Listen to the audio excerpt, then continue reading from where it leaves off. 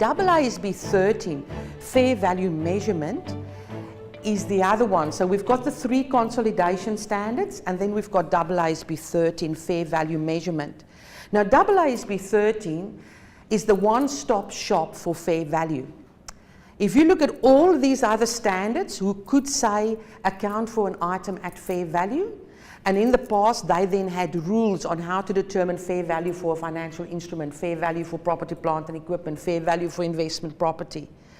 All of that's been deleted from the individual standards and moved to the one-stop shop AASB 13 fair value measurement. Why? So we've got a one-stop shop, and 2, we use the same methodology, criteria, approach to determine fair value for everything, because there were a bit of inconsistency between the various standards on how to determine fair value. Now, a few key things about fair value is that fair value is an exit price. So fair value is an exit price. So that would be the price that an entity expects to receive when they sell an asset, or to pay to get rid of a liability. So it's an exit price. I've got an asset, I want to get rid of it, I want to sell it. Or I've got a liability, I want to pay somebody to take over my liability. So it's an exit price. In the past, there was a lot of confusion whether it's purchase price, entry price, or whether it's exit price. They make it very clear, it's exit price. The other big thing, it's a market perspective. It's not an entity perspective. Big thing. Now, the example I like to use is when we came to Australia, we bought a car, which now 12 years later is really not very valuable. If you want to buy it, you wouldn't give me much for it. Maybe you'll give me $2,000 for it. However, for me, it's very valuable, because I drop the kids at school, I park the car at the station, I don't worry about the car, and I get to work. And in the afternoon, I get the car, and I do a lot of things with it. So it's that extra car that I don't feel sorry about. So if you ask me, Aleda, what's the fair value of that car? An entity perspective, a boss-off perspective, I would say $30,000. It's so valuable. However, if I ask the market, what will you pay me for this car? And you are saying $2,000, what would be fair value in the boss-off financial statements? Only $2,000. So although I can do magic with this car, and it's real helpful, and in our entity, in combination with other assets, it's a fantastic asset and a valuable asset. Fair value is what the market will pay for that asset. And that's a big thing to consider and a big change. The other thing to consider is the principal market. So let's say you can sell that asset on a number of markets. We would have to ask, what is the principal market for that asset, and therefore what would be the price in the principal market? And in order to determine the principal market, we would go and look at, in the past, where did you usually sell that asset? So if you have a lot of properties and there's a certain market where you've usually sold your property, we'll ask for a market price in that market. All right, so we have to ask, what's the principal market? Then we get to, if there's no principal market, what's the most advantageous market?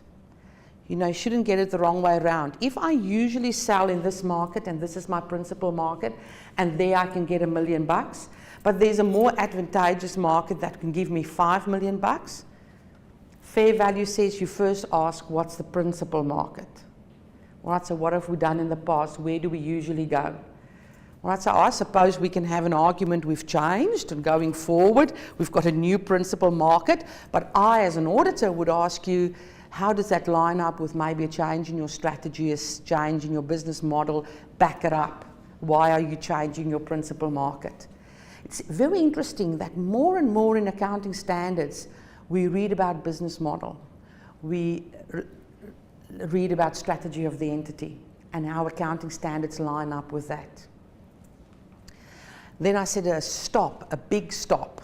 All right, if we look at the definition of fair value, we should look at special considerations for non-financial assets. And for non-financial assets, we talk about the concept of highest and best use. So if it's a non-financial asset, a financial asset being a financial instrument, if it's a non-financial asset, we talk about highest and best use. And therefore we would say that the fair value of a non-financial asset is the price that would be paid by a market participant given the best use that can be made of the asset, irrespective of its current use. Because remember, it's a market perspective, it's not an entity perspective. I don't care what the entity is currently using the asset for. What would the market be willing to pay for whatever they want to do with it, or the perceived use of it? Important that, sorry, just go back. Important when you look at best use is that you consider legal restraints. So I'm thinking of if you're a not-for-profit and you run an aged care centre in a certain area, if that property can only be used as an aged care facility, although the highest and best use might be to sell it and build a high rise and make a lot of money, legally you're not allowed to do it. Therefore, highest and best use would be within your legal constraints, within your financial constraints. It's not just highest and best use, I've got a golf course, I'm going to make a residential development. If I've got the Royal Melbourne Golf Course, I cannot make it a residential development. Therefore, highest and best use as a golf course within the legal constraints. And valuation techniques. So with fair value, they want us to use maximum amount of external inputs, maximum amount of information that I get from the market, and a minimum amount of things that I generate within my organization. And this is actually important because when we get to the disclosure requirements, and again more disclosures, and this is now for any item that you determine fair value, not only financial instruments, any item that you determine fair value and disclose fair value, you have to put it in a hierarchy, level 1, level 2, level 3. Now level 1 is easy. There's an observable market price listed on the stock exchange, easy. Level 2 is where we use a market price and we make some adjustment to it. For instance, a foreign exchange contract. You entered into a foreign exchange contract, 6 months later you can ask the bank, you know, what would be the market value of a similar foreign exchange contract, so you can look at similar products. That's all right. Level 3 is when we run into problems, and that is where we have so many internal inputs and internal adjustments that it becomes a level 3 fair value. So why do we have level 1, 2, 3?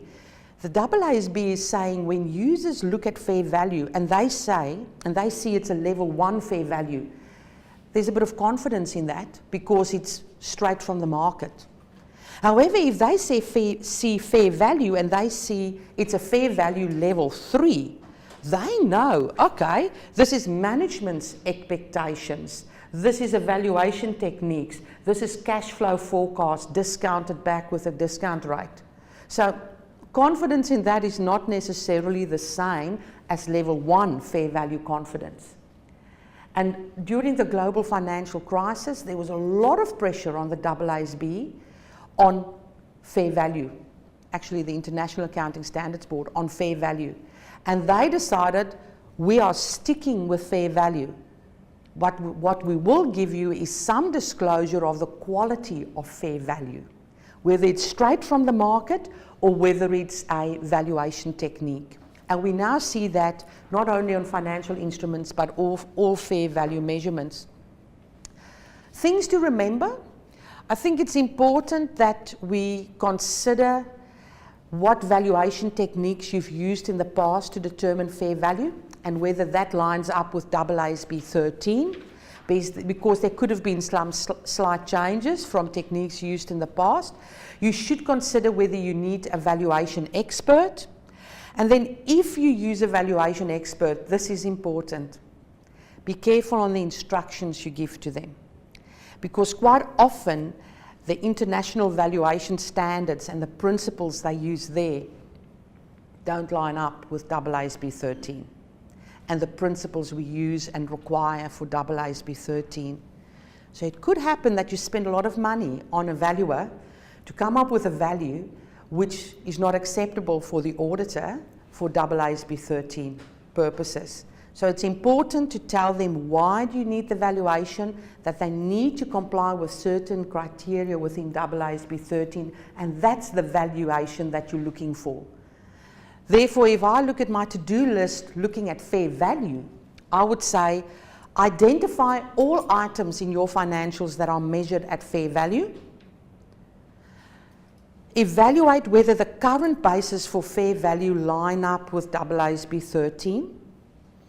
Consider whether you need an independent valuer, and if you need that independent valuer, consider the instructions you give them.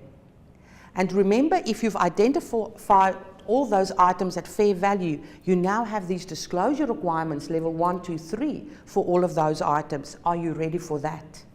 So there could be a lot of extra work on fair value. The good news about fair value disclosures is that it's a prospective standard. You don't have to go back to last year and redo your fair values and put them in level 1, 2, 3. You just do it for 30 June 2014 and going forward. So I think there's a bit of thinking around fair value measurement